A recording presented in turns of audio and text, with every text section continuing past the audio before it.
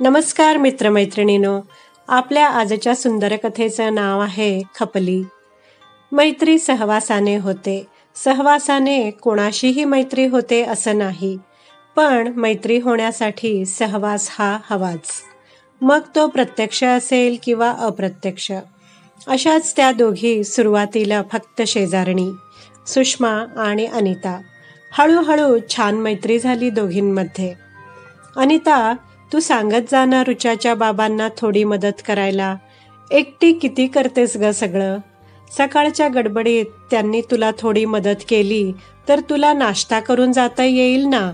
निदान खालून पाणी आणणं, रुचाला शाळेच्या बसला बसवून देणं, अशी कामं तर करायला काहीच हरकत नाही त्यांना. सुषमा अगदी पोटतिडकीने बोलत होती. नाही ग, सासूबाईंना अजिबात आवडत नाही यांनी काही काम केलेलं. त्या सतत बोलून दाखवतात त्यांनी कसं सगळं स्वतः केलं आयुष्यभर वगैरे वगैरे. अनिताने थोडक्यात काय ते सांगितलं आणि निघून गेली. खरं तर अनिता स्वतः शिकलेली, नोकरी करणारी, माहेरी सुद्धा मोठी झाल्यापासून सगळे व्यवहार स्वतः सांभाळणारी असून सासूकडून इतकं ऐकून का घेते हे सुषमाला कळायचं नाही. तिची सासू काही नोकरी वगैरे करणारी नव्हती. अनिताच्या पगारावर हप्ता ठरवून त्यांनी हे घर घेतलेलं. नवऱ्याची नोकरी बेताचीच आणि सासरे निवृत्त झालेले. अनिताच्या पगाराच्या जोरावर त्यांच्या सगळ्या उड्या चालायच्या आणि तीच अशी का पिचत राहते हे सतत सुषमाला वाटायचं. सुषमाच्या खांद्यावर सुशांतने हात ठेवला आणि ती दचकलीच. अनिताशी मैत्री झाली त्या सुरुवातीच्या काळातल्या विचारात ती अगदी गुंगून गेली होती. काय झालंय सुशू, किती चुळबुळ करते आहेस, काही होतंय का तुला? सुशांतने असं प्रेमाने विचारताच, काही नाही रे, कुठे काय, असं म्हणत पुन्हा तोंड फिरवून सुषमा झोपायचा प्रयत्न करू लागली. माझ्या हातावर डोकं ठेवून झोपली आहेस. किती वेळा कूस बदललीस इतक्यात. का एवढी अस्वस्थ झाली आहेस सांग तरी मला. सुशांतने तिला आपल्याकडे वळवून मिठीत घेतलं तशी ती हुंदके देत रडायलाच लागली. काही नाही रे, तू असं इतक्या प्रेमाने विचारून जवळ घेतलंस ना, बघ रडूच आलं मला, असं म्हणत सुषमा थोडी बाजूला झाली. अरे ती अनिता, तिला ब्लड प्रेशरची गोळी सुरू केली डॉक्टरांनी, आज ती सांगत होती. तेव्हा वाटलं अजून 40शीही ओलांडली नाही आहे आम्ही आणि अशा आयुष्यभराच्या गोळ्या मागे लागल्या. तो विचार जाईच ना मनातून माझ्या. सुषमाने नेहमीप्रमाणे सुशांतकडं आपलं मन मोकळं केलं. चांगल्या मैत्रिणींना बाजूला सारायचं आणि आपण उगाचच सुपरवुमन असल्यासारखा अट्टाहास करायचा, मग दुसरं काय होणार? सुशांत अनवधानाने बोलून गेला.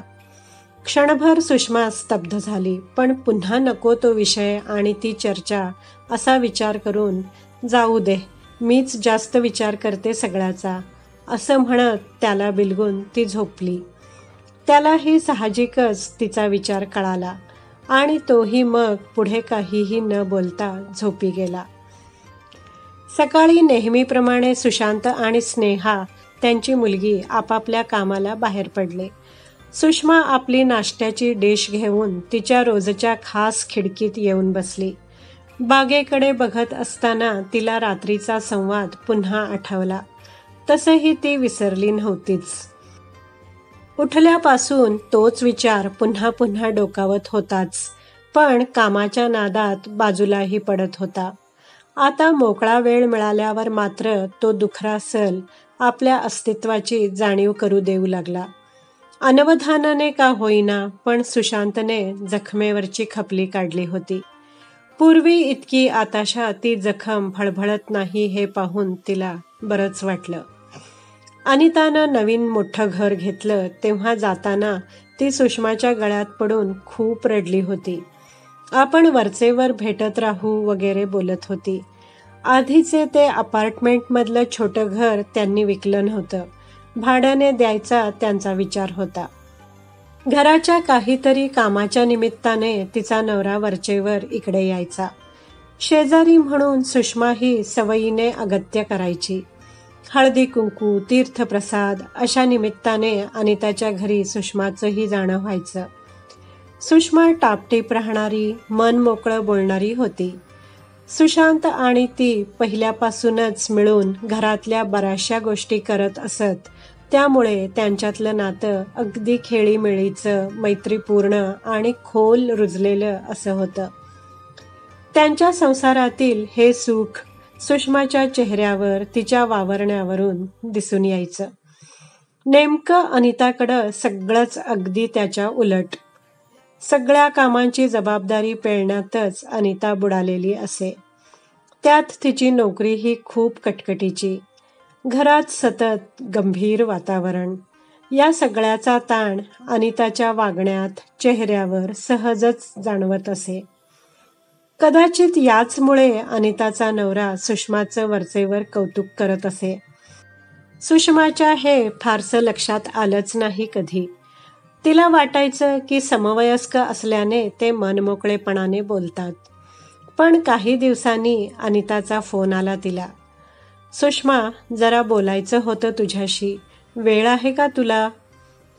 अगं, असं काय विचारतेस? बोल की. तुझ्यासाठी वेळ असणार नाही का माझ्याकडं? सुषमा नेहमीच्या सवयीने बोलू लागली. मला जरा वेगळंच बोलायचंय तुझ्याशी. तू राग नको मानूस. पण मला ह्यांच्याविषयी बोलायचं आहे.